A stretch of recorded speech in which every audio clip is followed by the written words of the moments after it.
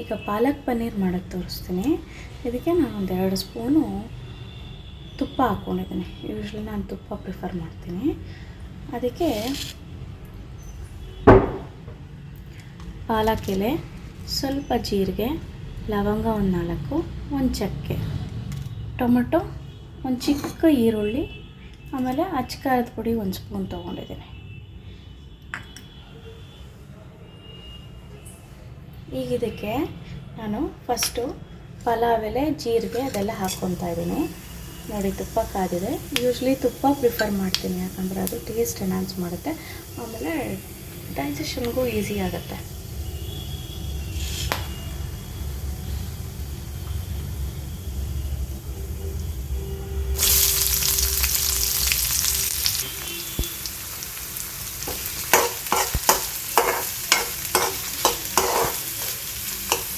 ಈ ಈರುಳ್ಳಿ ರೋಸ್ಟ್ ಆಗೋದ್ರೊಳಗೆ ನಾನೀಗಾಗಲೇ ಪಾಲಕ್ ಸೊಪ್ಪು ಬಿಡಿಸಿ, ಅದು ತುಂಬ ಮಣ್ಣಿರುತ್ತೆ, ಒಂದು 2-3 ಸತಿ ತೊಳ್ಕೊಡಿ. ಕಡ್ಡಿ ಸಮೇತ ಹಾಕಿದ್ರೇ ಅದ್ರಲ್ಲಿ ಪ್ರೋಟೀನ್ಸ್ ಇರೋದು. ಅದು ಚೆನ್ನಾಗಿ ತೊಳೆದು ಬೇಯಿಸ್ಕೋಬೇಕು. ಜಾಸ್ತಿ ಬೆಂದ್ರೂ ಅದರಲ್ಲಿರೋ ವಿಟಮಿನ್ಸ್ ಎಲ್ಲ ಹೊಟ್ಟೋಗುತ್ತೆ. ಸೊ ಪ್ಯಾನಲ್ಲೋ ಒಂದು ಬೌಲಲ್ಲೋ ಬೇಯಿಸ್ಕೊಂಡ್ರೆ ಸಾಕು, ಕುಕ್ಕರ್ಗೆ ಹಾಕ್ಬೇಡಿ. ಆ ಬೇಯಿಸ್ಕೊಳೋದ್ರ ಜೊತೆ ಒಂದು 2 ಹಸಿಮೆಣ್ಸಿನ್ಕಾಯಿ ಹಾಕ್ಕೊಳ್ಳಿ, ಟೇಸ್ಟ್ ಬರೋದಕ್ಕೆ. ಬೇಯಿಸ್ಕೊಂಬಿಟ್ಟು ಅದು ಸೋರ್ಲು ಹಾಕ್ಕೊಂಡು ಅದಕ್ಕೆ ಮಿಕ್ಸಿ ಮಾಡ್ಕೋಬೇಕು. ನಾನೀಗಾಗಲೇ ಮಿಕ್ಸಿ ಮಾಡಿ ಇಟ್ಕೊಂಡಿದ್ದೀನಿ.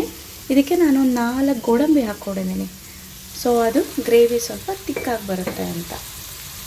ನಾನಿದು 2-3 ಆಗೋಷ್ಟು ಮಾಡ್ತಾಯಿದ್ದೀನಿ ಅಷ್ಟೇ.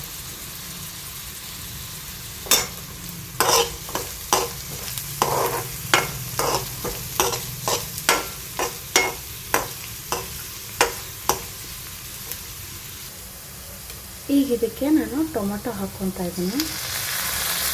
ಸ್ವಲ್ಪ ಟೊಮೆಟೊನು ಹಾಗೆ ರೋಸ್ಟ್ ಮಾಡಬೇಕು.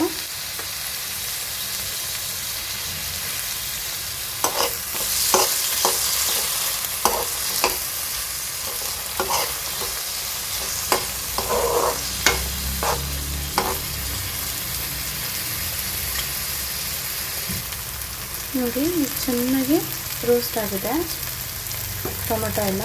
ಈಗ ಪಾಲಕ್ದೇನೋ ಬೇಯಿಸ್ಕೊಂಡು ಅದನ್ನು ಮಿಕ್ಸಿ ಮಾಡ್ಕೊಂಡಿದ್ದೀನಿ, ಅದನ್ನು ಹಾಕ್ಕೊತಾ ಇದ್ದೀನಿ.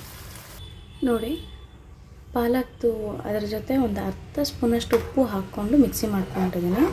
ಈಗ ಇದು ನೋಡಿ, ಇರೋ ಕಲರು ಚೇಂಜ್ ಆಗುತ್ತೆ. ಚೇಂಜ್ ಆದಮೇಲೆ ಅದು ಬೆಂದಿದೆ ಅಂತ ಅರ್ಥ. ಇದೊಂದು ಚೂರಂಗೆ ಒಂದು ಸ್ವಲ್ಪ ಬೇಯೋಷ್ಟೊತ್ತಿಗೆ ಒಂದು 1/2 ಸ್ಪೂನಷ್ಟು ಅಚ್ಚಕಾರದ ಪುಡಿ ಹಾಕ್ತೀನಿ. ನಾನು 1/2-1/4 ಸ್ಪೂನ್ ತೊಗೊಂಡಿದ್ದೀನಿ. ಒಂದು 1/2 ಸ್ಪೂನ್ ಹಾಕ್ಕೊಂಡು ನೋಡ್ತೀನಿ. ಅದಾದಮೇಲೆ ಖಾರ ಬೇಕಂದರೆ, ಆಗ ಹಸಿಮೆಣ್ಸಿನ್ಕಾಯಿ ಬೇರೆ ಹಾಕಿರ್ತೀವಲ್ಲ, ಇದು ಸ್ವಲ್ಪ ಖಾರ ಇರುತ್ತೆ. ಈಗಿದು ಮುಚ್ಚಿಟ್ಟು ಬೇಯಿಸಿದ್ರೆ ಪಾಲಕ್ ಗ್ರೇವಿ ರೆಡಿ ಆಗುತ್ತೆ. ಕೆಲವರು ಪನ್ನೀರ್ ತಿನ್ನಲ್ಲ, ಅಂಥವರು ಬರೀ ಇದನ್ನೇ ರೋಸ್ಟ್ ಮಾಡಿಕೊಂಡು ತಿಂದರೆ ಮುಗಿಯುತ್ತೆ.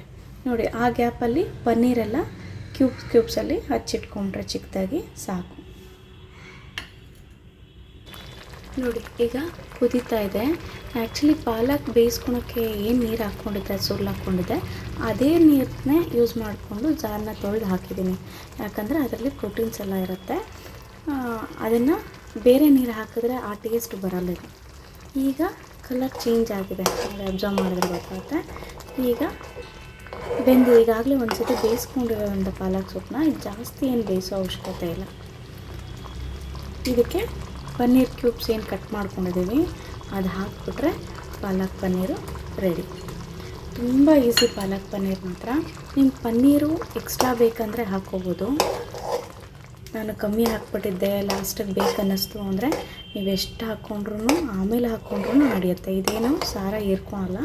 ಅದು ಬಿಸಿನಲ್ಲಿ ಸ್ವಲ್ಪ ಹೊತ್ತಿದ್ರೆ ಸಾಕು, ಅದು ಆ ಸಾಫ್ಟ್ನೆಸ್ ಬರುತ್ತೆ.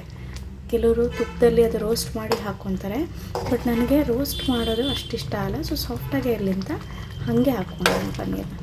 ಇದು ಪನ್ನೀರ್ ಹಾಕಿದ್ಮೇಲೆ ಬೇಯಿಸ್ಬೇಡಿ, ಸ್ವಿಚ್ ಆಫ್ ಮಾಡಿಬಿಡಿ ಸಾಕು. ಅದೇನು ಬಿಸಿ ಇರುತ್ತೆ ಅದರಲ್ಲೇ ಇರುತ್ತೆ. ನೀವು ನಾಳೆಗೆ ಅದನ್ನು ನಾನು ರೋಸ್ಟ್ ಮಾಡ್ಕೊಂಡು ತಿಂತೀನಿ ಅಂದರೆ ಅದೆಲ್ಲ ಅಷ್ಟು ಟೇಸ್ಟ್ ಆಗಿರಲ್ಲ. ಪನ್ನೀರ್ ಯೂಶ್ಲಿ ಹಾಕಿದ್ಮೇಲೆ ಆವತ್ತೇ ತಿಂದು ಖಾಲಿ ಮಾಡಿಬಿಡ್ಬೇಕು.